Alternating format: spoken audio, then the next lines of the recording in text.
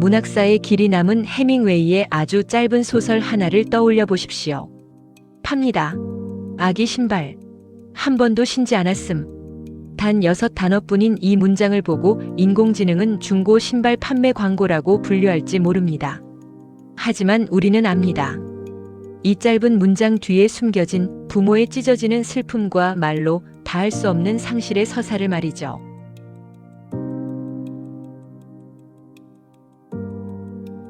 (2016년) 봄을 기억하십니까? 전 세계의 시선이 서울의 한 호텔로 쏠렸던 그 며칠을 말입니다. 바둑판 위에서 벌어진 소리 없는 전쟁, 인류의 마지막 자존심이라 믿었던 영역마저 기계에게 내어주던 그 순간 우리는 무엇을 보았을까요?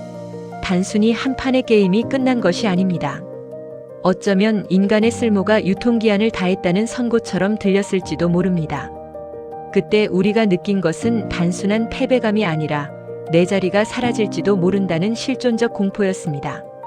지금 여러분의 하루는 어떻습니까? 어제보다 더 빨리, 어제보다 더 정확하게 성과를 내야 한다는 강박에 시달리고 있지는 않나요?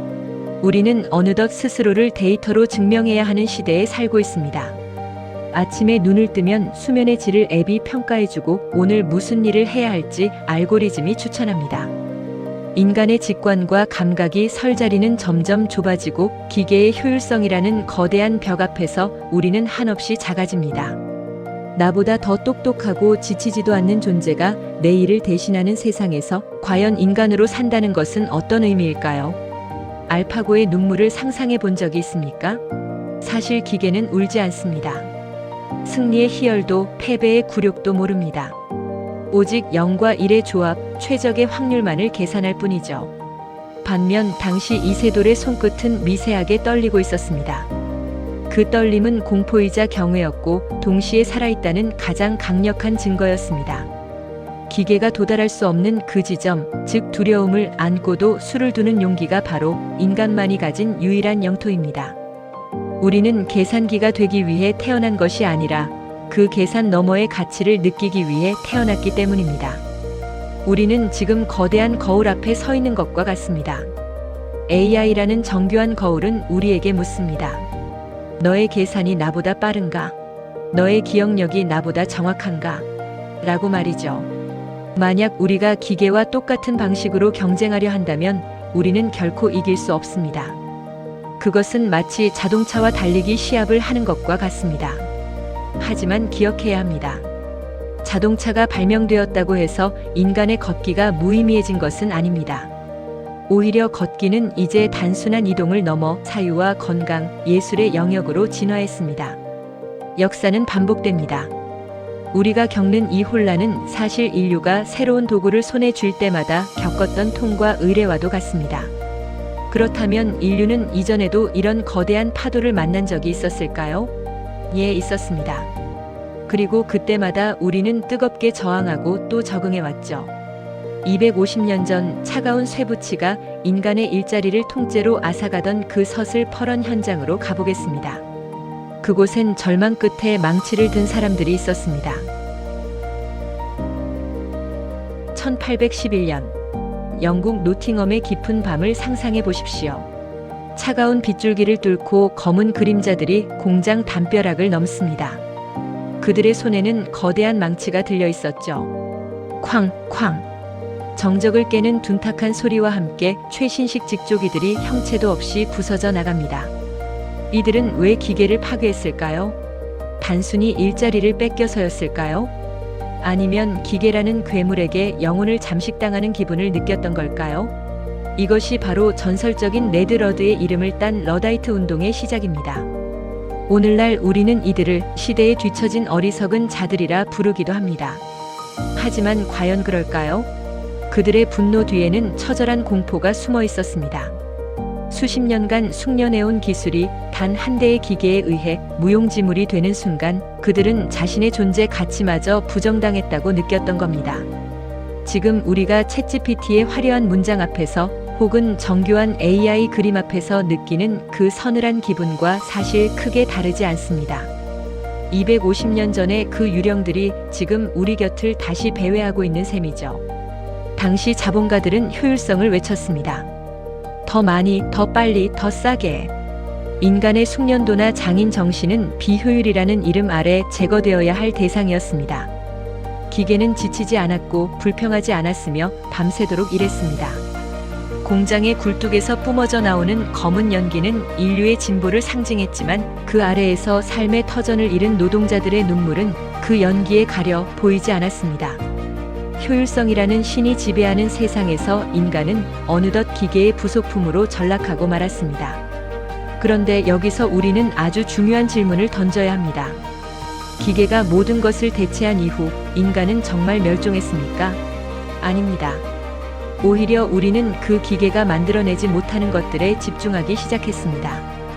대량 생산된 옷감들 사이에서 손으로 직접 짠 직물의 온기를 발견했고 규격화된 상품들 너머에서 창의적인 디자인과 브랜드의 철학을 찾았습니다.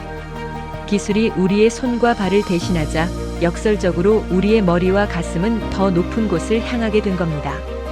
지금의 우리도 마찬가지입니다. AI가 당신의 기획안을 대신 써주고 복잡한 코딩을 대신 해준다면 그것은 재앙일까요? 아니면 해방일까요? 러다이트들이 망치를 들었던 진짜 이유는 기계 자체가 미워서가 아니었습니다. 기계에 매몰되어 인간성을 상실해가는 사회 구조에 대한 처절한 저항이었죠. 우리는 이제 기계를 부술 것이 아니라 기계가 결코 넘볼 수 없는 우리만의 결핍과 오류를 다시 정의해야 합니다. 완벽한 기계가 죽어도 줄 수 없는 인간만의 그 특별한 무언가는 무엇일까요? 기계는 결코 오답을 사랑하지 않습니다. 계산된 경로를 벗어나는 것을 오직 실패라고만 부르죠. 하지만 인간은 다릅니다. 우리는 때로 실수하고 일부러 길을 잃으며 그 엉뚱한 오답 속에서 인류를 바꿀 새로운 진리를 발견하곤 합니다. 정답만 내놓는 세상에서 가장 빛나는 가치는 기계에게는 결코 존재하지 않는 살을 파고드는 고통의 감각입니다. 데이터 조각에는 없는 그 뜨거운 통증이 어떻게 위대한 창조의 근원이 되는지 그 아픈 비밀을 들여다보겠습니다.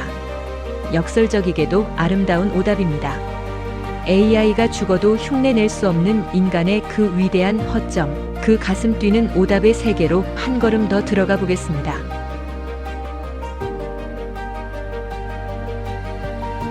여러분은 인생에서 단 한 번의 실수도 허용되지 않는 세상을 상상해 보셨나요? 모든 선택이 최적화되어 있고 모든 대답이 정답인 그런 세상 말입니다. 생각만 해도 숨이 막히지 않으신가요? 하지만 우리는 지금 그런 시대를 향해 달려가고 있습니다. 인공지능이 1초 만에 최적의 해답을 내놓고 알고리즘이 우리 삶의 오답을 지워주는 시대죠. 역설적이게도 오늘날 현대인이 느끼는 가장 큰 공포는 나의 쓸모없음이 아니라 완벽해야 한다는 강박에서 옵니다.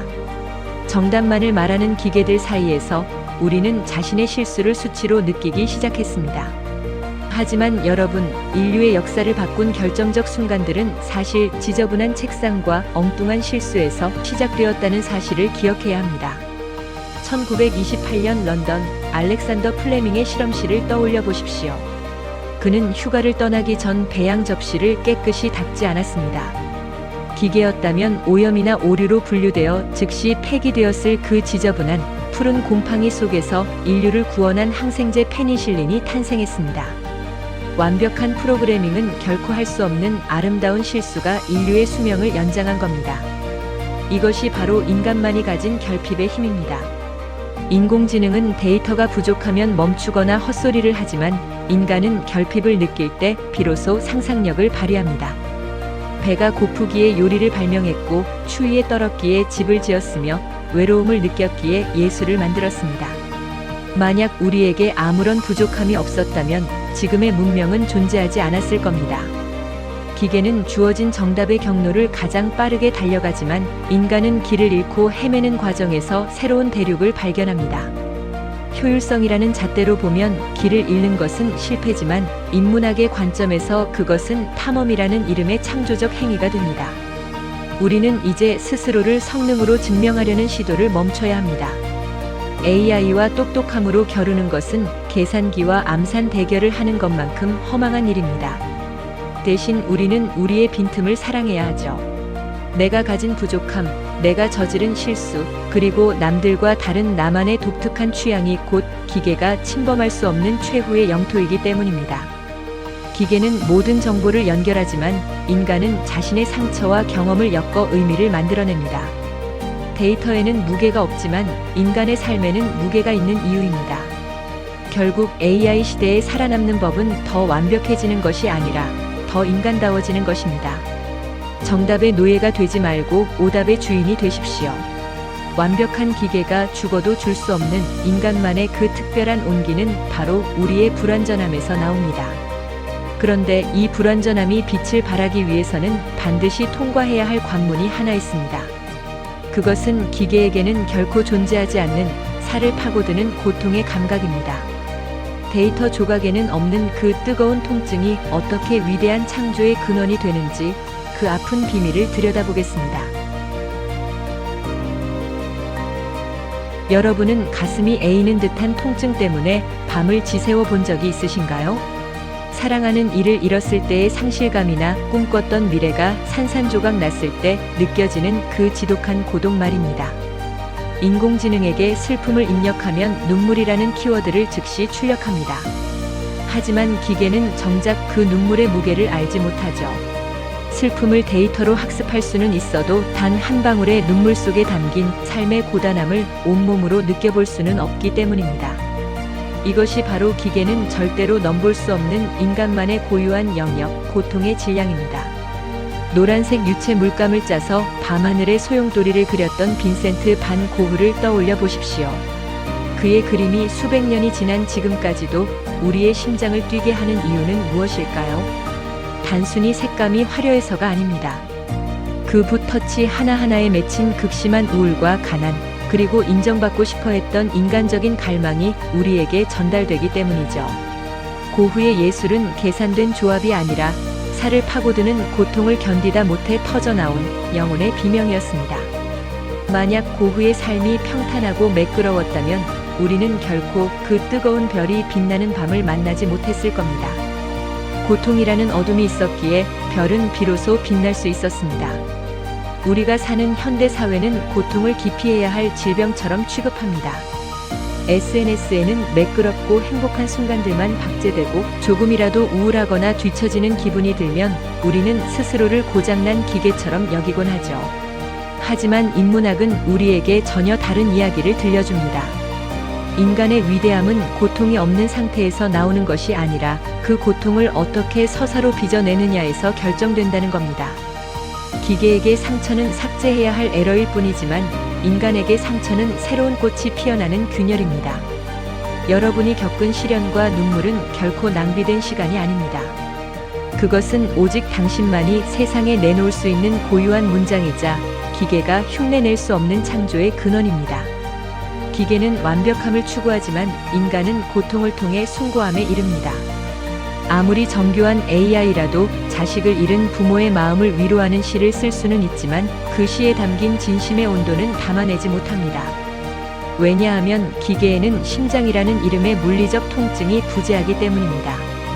우리는 아프기 때문에 생각하고 괴롭기 때문에 질문하며 그 괴로움 속에서 타인의 아픔을 알아보는 공감의 능력을 얻습니다. 데이터 조각에는 없는 이 뜨거운 통증이야말로 기계와 인간을 가르는 최후의 보루인 셈입니다. 결국 AI 시대에 우리가 지켜내야 할 것은 매끄러운 효율성이 아닙니다. 오히려 투박하고 아픈 우리의 감각을 회복하는 일이죠. 나의 아픔을 정직하게 마주할 때 우리는 비로소 기계가 아닌 주체로서 존재하게 됩니다. 그런데 여러분, 고통을 이해하는 것만큼이나 인간을 인간답게 만드는 또 하나의 강력한 무기가 있습니다.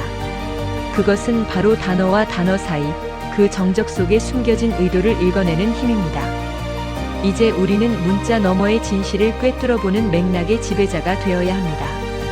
기계가 읽지 못하는 인간의 진짜 속마음, 그 내밀한 대화의 기술을 파헤쳐 보겠습니다.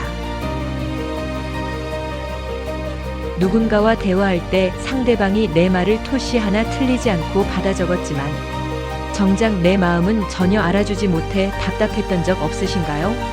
반대로 아무 말도 하지 않았는데 내 눈빛만 보고도 오늘 힘들었지? 라며 어깨를 다독여주는 사람을 만났을 때의 그 뭉클함은요? 인공지능은 전자의 달인입니다. 당신의 모든 문장을 분석하고 가장 확률 높은 답변을 내놓지만 그 문장 아래 숨겨진 당신의 미세한 떨림은 읽지 못하죠.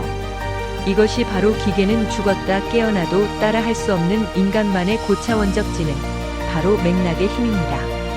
문학사의 길이 남은 해밍웨이의 아주 짧은 소설 하나를 떠올려 보십시오. 팝니다. 아기 신발. 한 번도 신지 않았음. 단 6단어뿐인 이 문장을 보고 인공지능은 중고 신발 판매 광고라고 분류할지 모릅니다. 하지만 우리는 압니다. 이 짧은 문장 뒤에 숨겨진 부모의 찢어지는 슬픔과 말로 다 할 수 없는 상실의 서사를 말이죠. 단어와 단어 사이 그 텅 빈 여백에 담긴 감정의 밀도를 읽어내는 것. 그것은 오직 삶을 살아내고 사랑을 해본 인간만이 가진 특권입니다. 기계는 텍스트를 읽지만 인간은 행간을 읽습니다. 우리가 사는 지금은 바야흐로 데이터의 홍수 시대입니다. 모든 것이 수치화되고 기록되죠.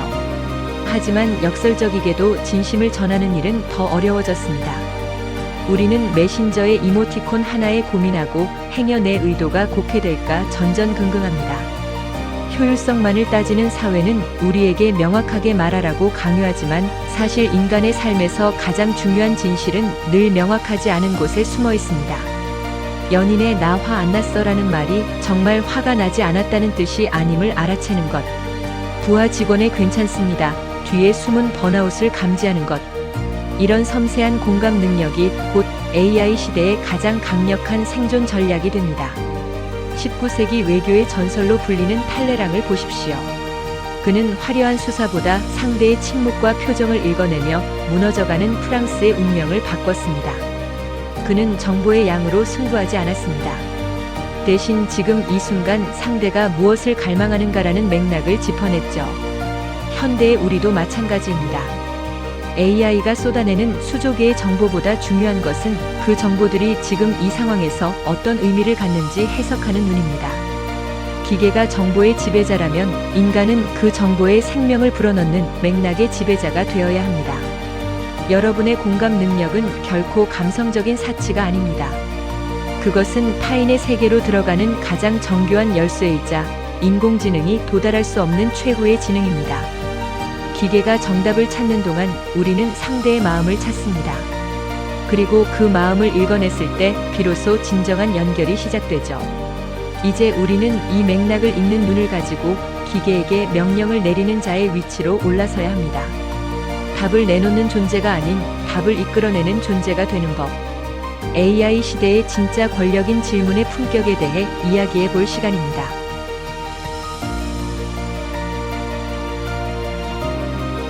여러분은 지금까지 똑똑한 대답을 내놓는 사람만이 성공하는 세상을 살아오지 않으셨나요?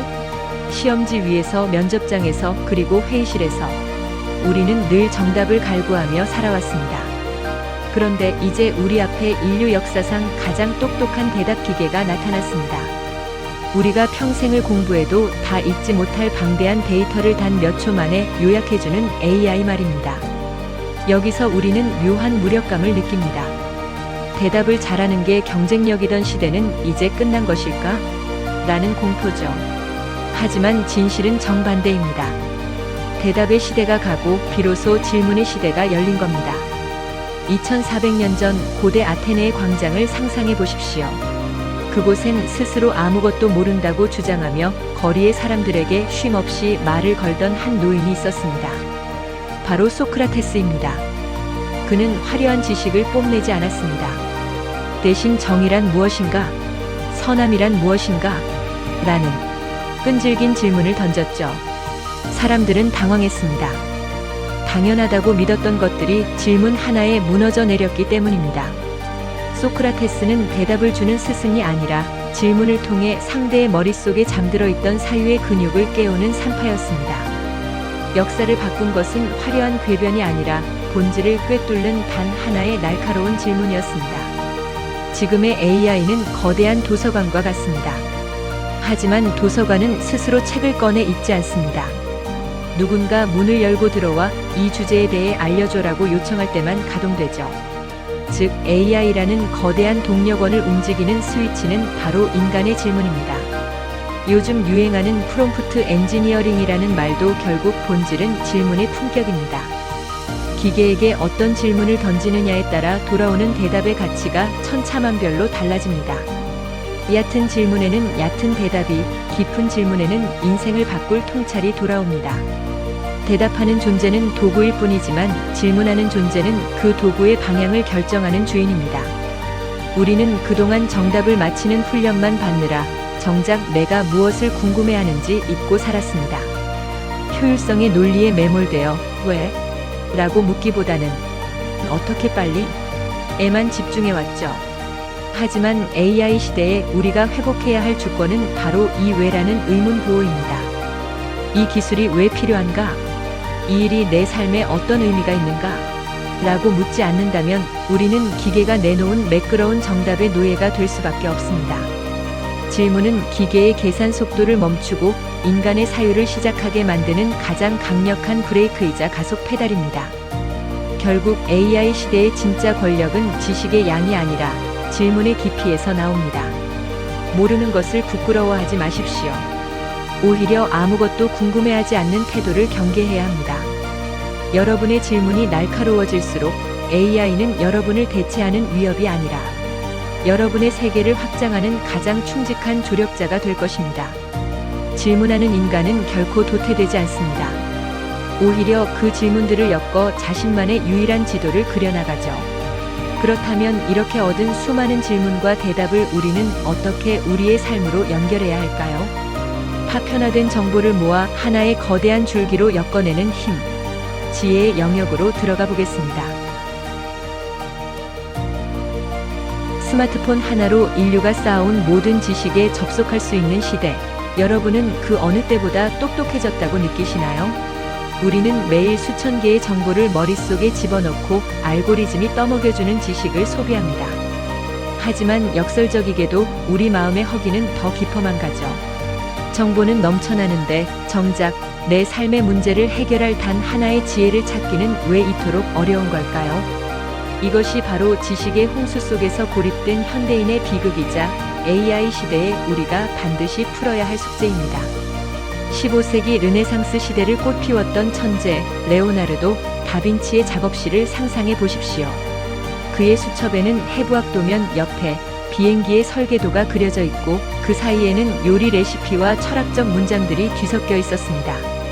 그는 단순히 지식이 많았던 사람이 아닙니다. 서로 전혀 상관없어 보이는 파편들을 연결해 새로운 의미를 창조해낸 연결의 거장이었죠. AI가 수조 개의 데이터를 학습할 수는 있어도 그 데이터들 사이에서 숭고한 예술적 가치나 삶의 철학을 길어 올리지 못하는 이유는 이 연결의 끈이 없기 때문입니다. 지식은 점이지만 지혜는 그 점들을 이어 그려낸 별자리라는 사실을 그는 이미 알고 있었습니다. 우리는 지금 지식을 소유하는 시대에서 지식을 연결하는 시대로 넘어가고 있습니다. 사실 AI는 이미 지식의 소유권 면에서 인간을 압도했습니다. 역사 연도를 외우고 법전의 조항을 읊는 일은 이제 기계의 몫이죠. 하지만 그 파편화된 정보들을 엮어 나만의 삶의 문법을 만드는 일은 오직 인간만이 할 수 있습니다. 검색해서 나오는 지식은 누구의 것도 아닌 정보일 뿐이지만 그 지식이 당신의 상처와 만나 위로가 되고 당신의 경험과 만나 통찰이 될 때 그것은 비로소 지혜라는 이름의 무기가 됩니다. 지식은 검색의 대상이지만 지혜는 반드시 사색의 시간을 거쳐야만 얻을 수 있는 고귀한 열매입니다. 오늘날 많은 사람이 AI에게 내 자리를 뺏길까 전전긍긍하며 더 많은 정보를 머릿속에 집어넣으려 애씁니다. 하지만 그것은 엔진이 달린 자동차를 근력으로 이기려는 것과 같습니다. 우리가 집중해야 할 것은 정보의 양이 아니라 관점의 깊이입니다. 수만 권의 책을 읽는 것보다 중요한 것은 단 한 줄의 문장이라도 내 삶에 비추어 해석해내는 힘이죠. 기계가 0과 1로 세상을 계산할 때 우리는 그 숫자들 사이에서 숨겨진 아름다움과 도덕적 가치를 발견해야 합니다. 파편화된 지식에 당신의 영혼을 불어넣어 살아 움직이는 지혜로 만드는 것, 그것이 기술의 시대에 인간이 품격을 유지하는 유일한 방법입니다. 결국 미래의 승자는 가장 많이 아는 사람이 아니라 가장 깊게 연결하는 사람입니다. 흩어진 정보들을 모아 당신만의 고유한 철학이라는 성을 쌓으십시오. 그 성벽 안에서 당신은 기계의 속도에 휘둘리지 않고 당신만의 속도로 삶을 경작할 수 있을 겁니다. 이제 우리는 이 모든 인문학적 여정의 마지막 목적지에 다다랐습니다.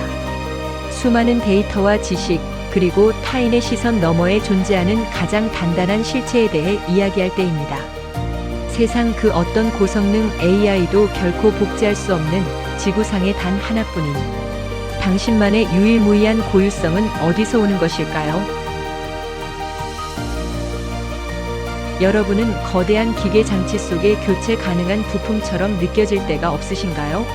나보다 일을 더 잘하고 나보다 지식이 해박한 인공지능이 등장한 지금 나라는 존재가 이 세상에 꼭 있어야 할 이유를 찾지 못해 공허해 본 적은 없느냐는 말입니다.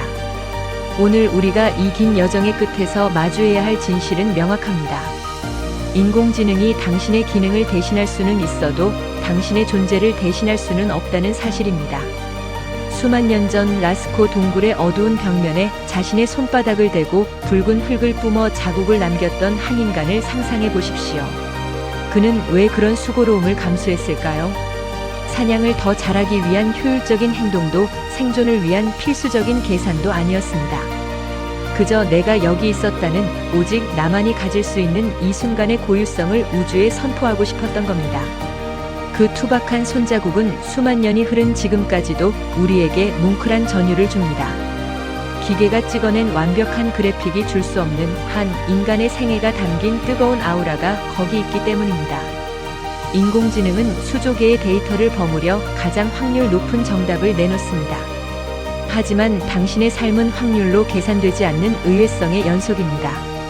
아무도 가지 않는 길을 굳이 걸어가고 손해를 볼 줄 알면서도 누군가를 돕고 가망 없는 꿈을 향해 눈물 흘리며 달려가는 그 무모한 말입니다.